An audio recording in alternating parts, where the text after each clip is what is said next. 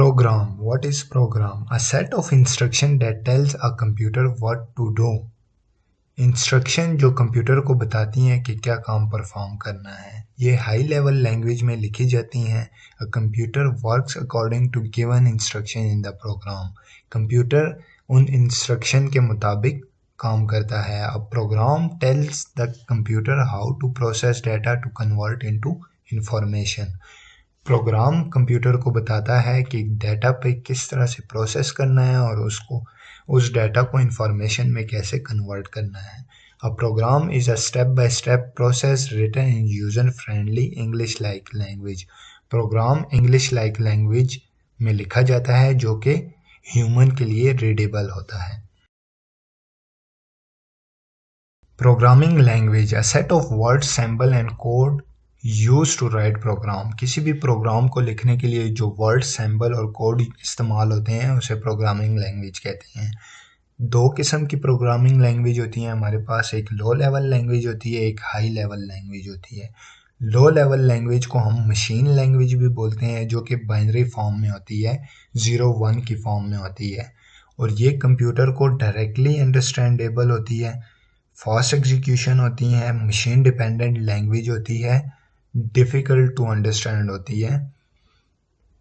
Means कि ये 0-1 की फॉर्म में होती है, इसकी समझ जस्ट मशीन को आ रही होती है, ह्यूमन रीडेबल लैंग्वेज ये नहीं होती।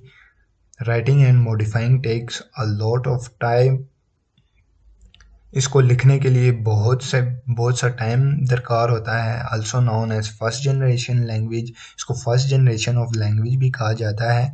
डज नॉट रिक्वायर ट्रांसलेटर, किसी ट्रांसलेटर की ज़रूरत नहीं होती क्योंकि ये मशीन लैंग्वेज होती है, 0-1 की फॉर्म में होती है, ह्यूमन रीडेबल नहीं होती। लो लैंग्वेज में फिर आती है असेंबली लैंग्वेज जो कि एक स्टेप ऊपर होती है मशीन लैंग्वेज से। इस लैंग्वेज में निमोनिक्स होते हैं,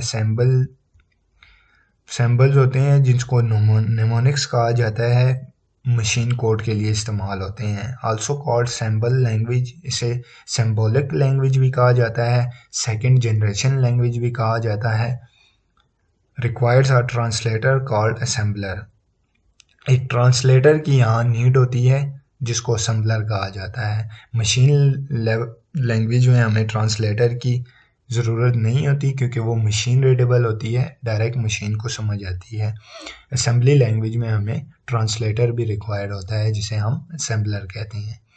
उसके बाद हमारे पास हाई लेवल लैंग्वेज आती है, ये यूज़र फ्रेंडली होती है, इंग्लिश लाइक लैंग्वेज इंग्लिश की तरह ही होती है, easy to read write and maintain, लिखने के लिए पढ़ने के लिए इजी होती है। However for a computer to understand and run a program create with a high level language it must be compiled into machine language। हम कोई भी प्रोग्राम लिखते हैं वो हम हाई लेवल लैंग्वेज में लिखते हैं, देन उसके बाद कंपाइलर हमारा क्या काम करता है कि उसे 0-1 की शेप में कन्वर्ट कर देता है, मशीन लैंग्वेज में कन्वर्ट कर देता है। The first high level language were introduced in the 1915। High level language first जो इंट्रोड्यूस हुई थी वो 1915 में हुई थी। Today there are many high level language in use including BASIC. आजकल के दौर में बहुत सारी अप्रोक्सीमेटली 700 लैंग्वेज हैं, हाई लेवल लैंग्वेज हैं जो कि यूज़ हो रही हैं, जिनमें से C++, COBOL, Fortran, Java, Pascal and Visual Basic language शामिल हैं। किसी भी प्रॉब्लम को सॉल्व करने के लिए हमें 5 स्टेप्स को देखना होता है। सबसे पहले हम प्रॉब्लम को अंडरस्टैंड करते हैं, देन उसके लिए लॉजिक प्लान करते हैं, देन उस प्रॉब्लम को हम कोड करते हैं, देन जिस प्रॉब्लम को हमने कोड किया होता है उसको हम टेस्ट करते हैं। टेस्ट करने के बाद हम उस प्रॉब्लम का जो सलूशन आता है हमारे पास उसको हम आगे यूज़ करते हैं। सबसे पहले अंडरस्टैंड करने के लिए हम देखते हैं कि प्रॉब्लम की रिक्वायरमेंट क्या क्या है, प्रॉब्लम में हमें किन किन चीज़ों की नीड है और कौन कौन सी चीज़ें हमारे पास गिवन है प्रॉब्लम में। एग्जांपल जैसे कि है हमारे पास calculate the area of a circle having the radius of 3 centimetre. इसमें हमें एरिया कैलकुलेट करने के लिए कहा गया है, सर्कल का एरिया कैलकुलेट करना है जिसका रेडियस हमारे पास 3 सेंटीमीटर गिवन है। इनपुट हमारे पास 3 रेडियस है, आउटपुट हमें चाहिए एरिया, और इनडायरेक्ट इनपुट हमारे पास पाई है, जो कि हम जानते हैं कि एरिया का फॉर्मूला है area is equal to pi r square. तो इस तरह से हम प्रॉब्लम को अंडरस्टैंड करते हैं, देन उस प्रॉब्लम के लिए हम लॉजिक को प्लान करते हैं। लॉजिक में हमारे पास आ जाता है फ्लो चार्ट आ जाता है और सूडो कोड आ जाता है।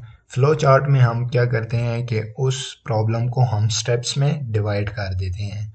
मीन्स कि हमें अगर कोई चाय बनानी हो तो उसके लिए हम सबसे पहले क्या करेंगे, सबसे पहले पानी को हम टेम्परेचर देंगे, देन उसके बाद उस पानी में शुगर, टी, मिल्क सब कुछ मिक्स करेंगे। तो इन तमाम स्टेप्स को हम एक ग्राफिकली व्यू दे देते हैं फ्लो चार्ट।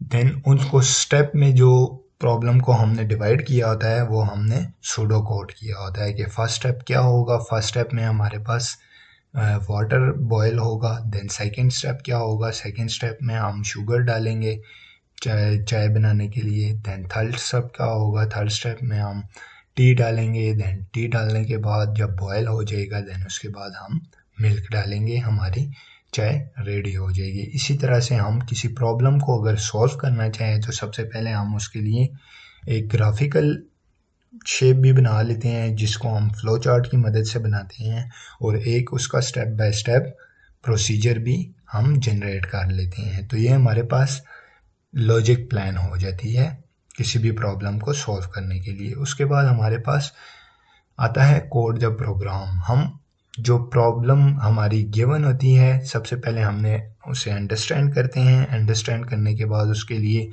लॉजिक प्लान करते हैं, लॉजिक प्लान करने के बाद हम उसको कोड में लिखते हैं। मीन्स के प्रोग्रामिंग लैंग्वेज का यही काम होता है, सबसे पहले प्रॉब्लम को अंडरस्टैंड करो।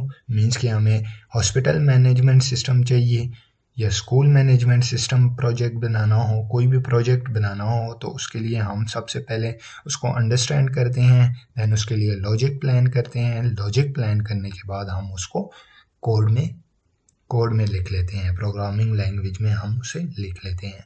कोड में लिखने के बाद हम उसको टेस्ट करते हैं कि जो हमने कोड लिखा है उसमें कोई ख़राबी तो नहीं, उसमें टाइम वो कितना ले रहा है, स्पेस वो कितनी ले रहा है, ये तमाम चीज़ें टेस्ट करने के बाद हम उसको आगे यूज़ करते हैं।